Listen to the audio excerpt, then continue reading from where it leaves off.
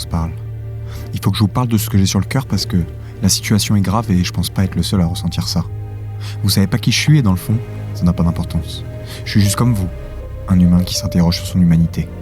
Et j'ai besoin de votre avis pour savoir si je ne suis pas fou.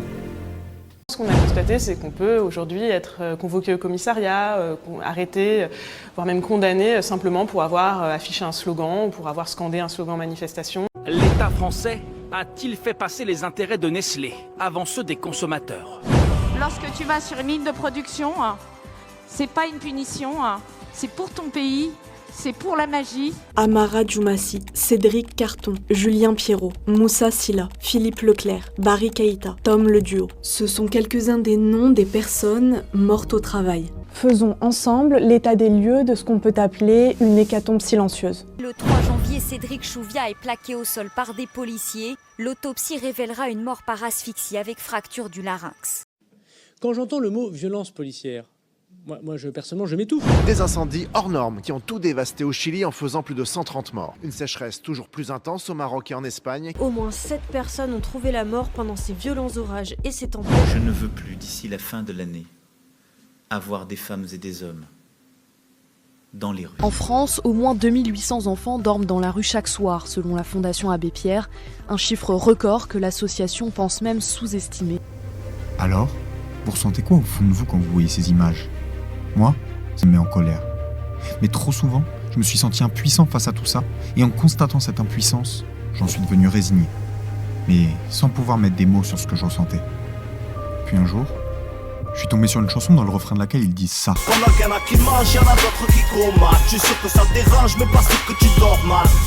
Voilà, c'est ça. Ils ont mis des mots sur ce que je ressentais. Tout ce qu'on vient de voir en vidéo et qu'on voit tous les jours dans nos rues. Ça me dérangeait, évidemment, mais je vivais avec. Parce qu'au fond, comme le dit Moclès, on s'habitue à tout. Et vous vous habituez à tout ? On s'habitue à tout, faut juste un petit temps d'adaptation. On se relève après coup, la prochaine on fera attention. On s'habitue à tout, même aux trucs les plus claqués. C'est comme la clope, tu commences par une et tu finis par le paquet. Et que, par accumulation, l'impensable devient réalité, puis le réel devient banalité. À quoi bon au fond se faire du souci pour des trucs sur lesquels on n'a pas de prise, pour des gens qu'on ne connaît même pas ? Il faut juste constater que nous sommes impuissants. Impuissants, vraiment ? Vous êtes sûr ?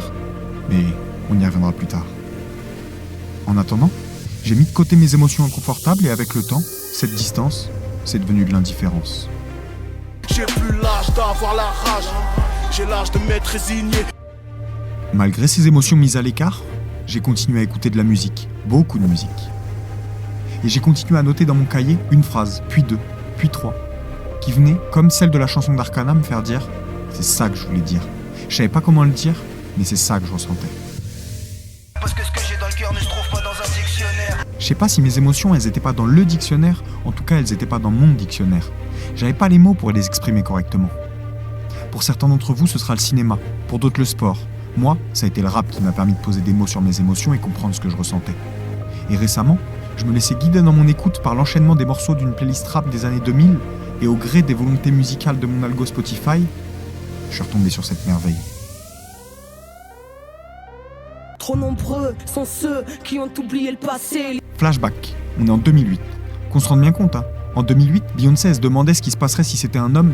Inoxtag il montait pas l'Everest mais des petits tas de cailloux au parc à jeux d'Orgeval. La Yamal il se faisait changer ses couches et moi, je redoublais brillamment ma 6ème. La belle époque. Pour les déconcentrer du fond de la classe et les fâcher en calcul mental, 2008-2025 ça fait 17 ans. 17 ans sans que le texte ne prenne une ride. On pourrait artistiquement saluer l'exploit, je préfère politiquement acter le désastre. De ce morceau, j'en tire 3 enseignements politiques majeurs, dont la portée pourrait bien vous surprendre, à condition d'ouvrir son cœur et ses oreilles pour être prêt à les accueillir.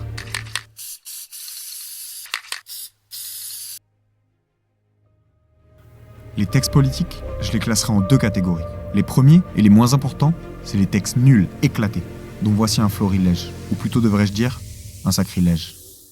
Paris, Paris dégoûtant, seuls les rats sont contents.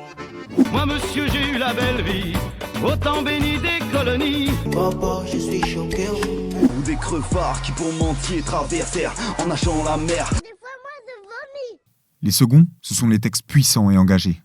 Marine, regarde-nous, on est beau, on vient des 4 coins du monde, mais pour toi on est trop.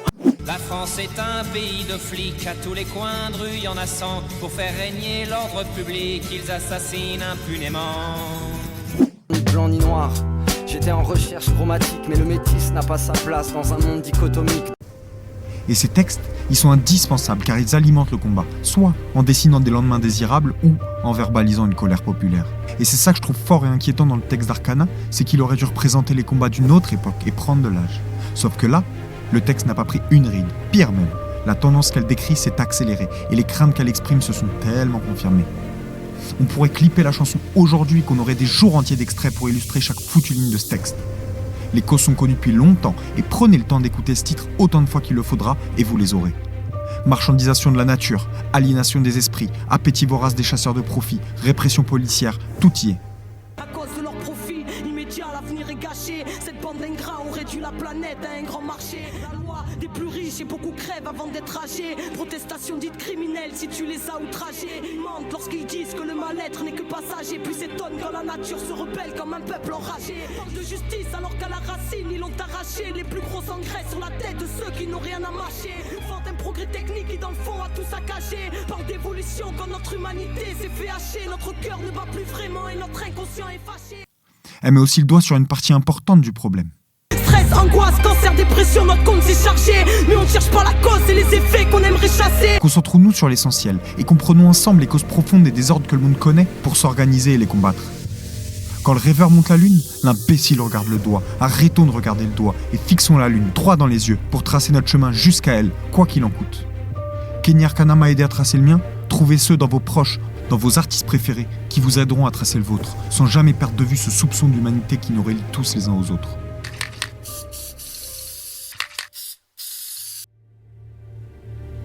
Kenny Arcana, c'est l'histoire d'une enfant presque comme les autres, avec des rêves plein la tête et de l'énergie à revendre, mais surtout, un esprit libre. Une enfant comme tant d'autres, mais avec ce petit plus de détermination et de talent qui bouscule parfois certains destins. Sauf que Kenny, elle a affronté la vie en mode difficile. La petite Arcana, elle a grandi dans un milieu modeste et se retrouve placée en foyer par l'aide sociale à l'enfance. Ces idéaux humanistes de liberté viennent percuter de plein fouet la réalité austère des foyers et la sévérité des encadrants qu'elle fréquente. Dans ses textes, elle raconte sa détresse et les combats qu'elle mène.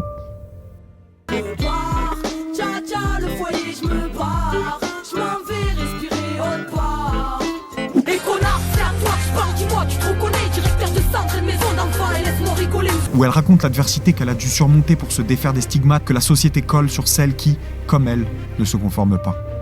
Vous voyez, le parcours d'Arcana, ça n'a rien du parcours idéal qu'on imagine pour parler de politique. On imaginerait plutôt les confortables bancs des luxueux bâtiments de Sciences Po et d'HEC pour se sentir légitime à parler politique, plutôt que les murs froids d'un foyer déshumanisant.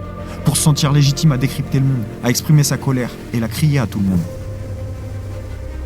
Son parcours de vie, c'est un roman d'action, avec toutes les péripéties classiques de ce genre d'œuvre, mais en rien une vie classique d'érudit. Pourtant, sa discographie transpire la politique. Toute sa discographie transpire la politique. Politique, c'est pas un gros mot. Je parle pas d'élections fanatisées, de discours préfabriqués, de costards et de petits fours. Je parle de nos vies, je parle de notre façon de vivre ensemble. Je parle de notre façon de se considérer en tant que frères et sœurs en humanité. Je parle de savoir qui pourra vivre décemment et qui ne le pourra pas, ou si difficilement qu'il se perdra en chemin. Je parle de définir qui pourra se gaver jusqu'à l'indigestion dans les palais privés pendant que d'autres crèvent sous nos yeux dans l'indifférence générale. Et ça nous concerne pas tous. Nous ne devrions pas tous donner notre avis. La grande Arcana nous montre que c'est l'affaire de tous et que peu importe votre légitimité, peu importe votre vécu, la porte d'entrée s'ouvre avec les émotions, avec le cœur. Et que si vous ajoutez à ça un regard aiguisé et une plume acerbe, ça donne ce morceau.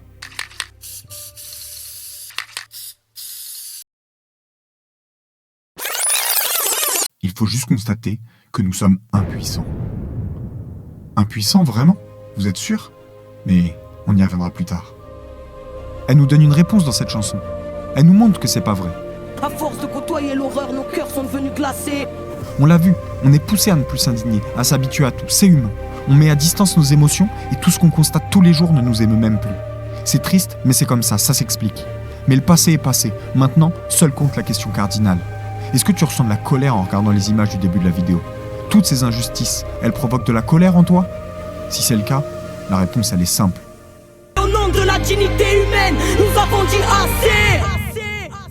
Ça paraît difficile à croire, hein ? Mais le premier pas est déjà fait, et c'est l'un des plus importants aujourd'hui. Parce que le premier moteur de notre action, c'est notre cœur. On a besoin d'être connecté à l'autre pour pouvoir s'indigner et vouloir agir collectivement. C'est les émotions qui nous poussent à agir avant notre tête. On a tous besoin d'une étincelle pour qu'une flamme s'allume au fond de nous et brûle si fort que l'action devienne la seule solution. Mais cette colère, légitime et humaine, elle sert à rien si on ne croit pas à cette prophétie latino-américaine.